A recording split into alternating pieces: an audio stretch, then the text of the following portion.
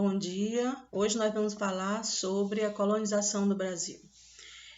O nosso texto base está na página 288 a 302. É importante que a gente veja que hoje nós vamos fazer a explanação do conteúdo completo, mas nós não iremos fazer as atividades completas dessa unidade. Elas serão divididas e posteriormente, numa próxima aula, a gente vai terminar de fazer essas atividades. Vamos começar. O início da colonização. Como se deu o início da colonização? Ela se deu a partir do momento que os portugueses começaram a procurar algo para explorar no novo território, no chamado Novo Mundo. E qual foi a alternativa que os portugueses encontraram em grande quantidade no território brasileiro? Pau-brasil, que era uma árvore que existia em grande quantidade. E então começou-se a explorar essa árvore, mais conhecidamente como pau-brasil, que dela era extraída uma tinta que tinha um preço muito alto na Europa naquele momento. Essa extração acontecia pelo trabalho dos indígenas e a forma de pagamento era escambo. Eles trocavam o trabalho indígena por algo de menor valor, espelhos, facas, machado, coisas assim. Então, vamos entender como isso acontecia. O pau-brasil foi a primeira atividade econômica no Brasil e era explorado pelos indígenas. Os indígenas faziam todo o trabalho de exploração do pau-brasil.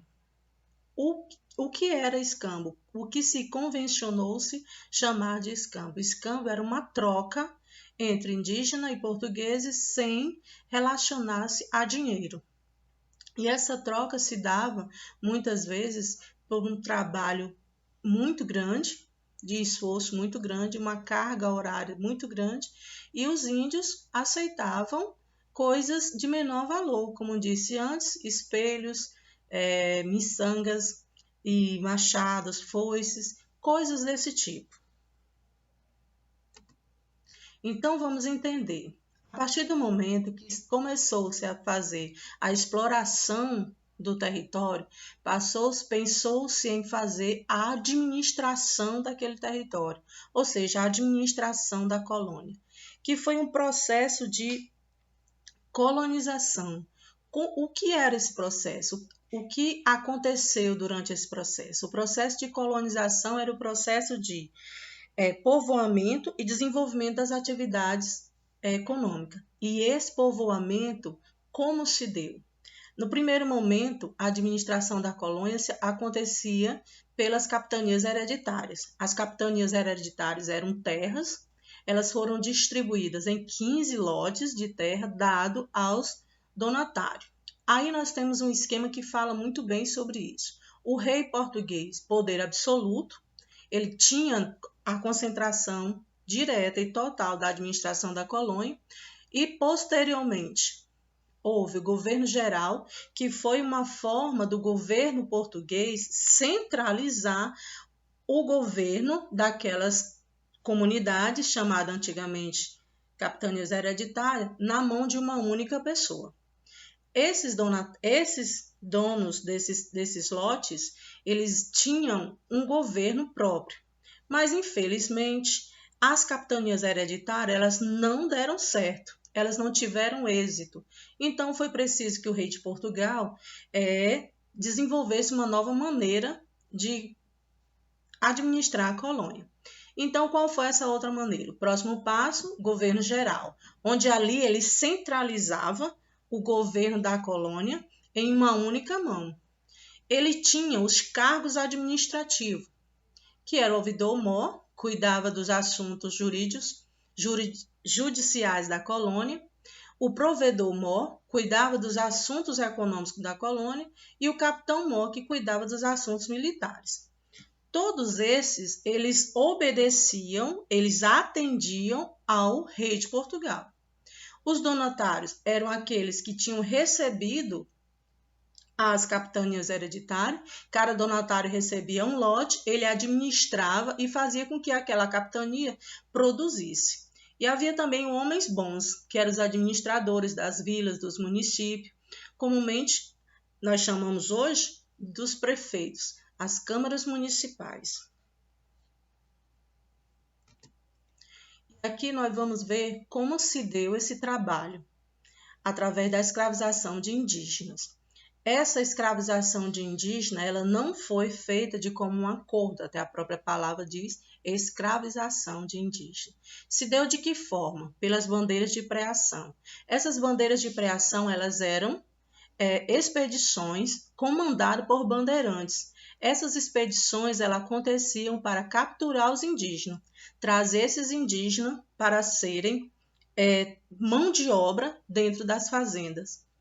E os bandeirantes eram pessoas que também já eram brasileiros e eles conheciam o território.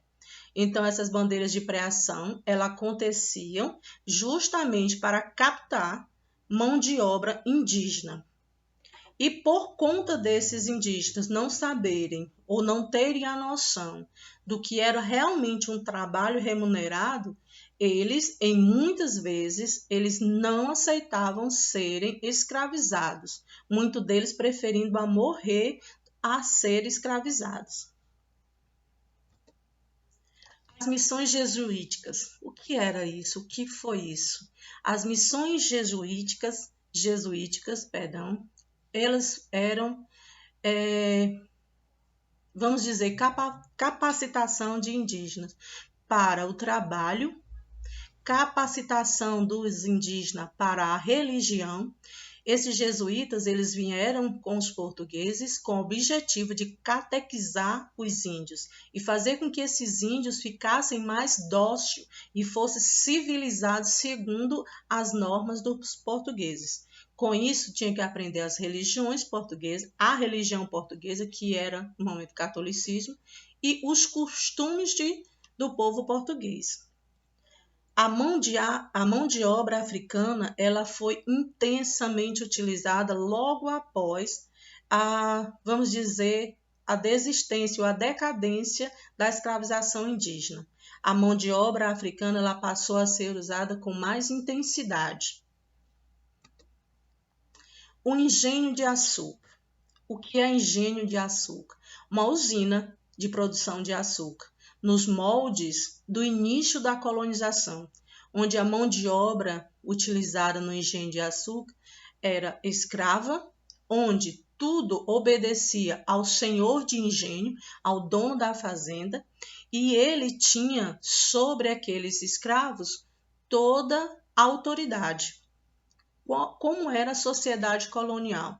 A sociedade colonial era patriarcal, ou seja, as ordens dos homens tinham a sua autoridade máxima e onde as pessoas o obedeciam totalmente. A educação da sociedade colonial ela era separada, meninos tinham uma educação, meninas tinham um outro tipo de educação, e isso fazia com que a sociedade ficasse cada vez mais rígida, não havendo assim possibilidade de mobilidade social. Os holandeses no Brasil. Os holandeses no Brasil. Os holandeses no Brasil. Os holandeses no Brasil.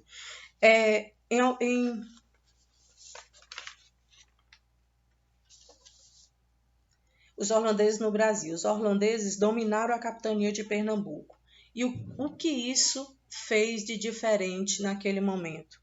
Os holandeses abriram novas estradas, pavimentaram ruas, construíram pontes e canais e trouxeram artistas. Quando eles trouxeram esses artistas, na verdade, eles tiveram muito mais a função de propagar aquilo de belo que o Brasil tinha naquele momento.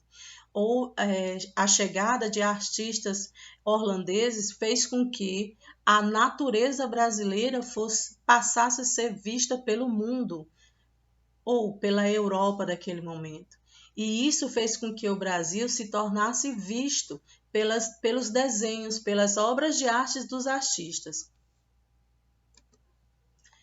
Obrigada e obrigada, muito obrigada. Bom dia.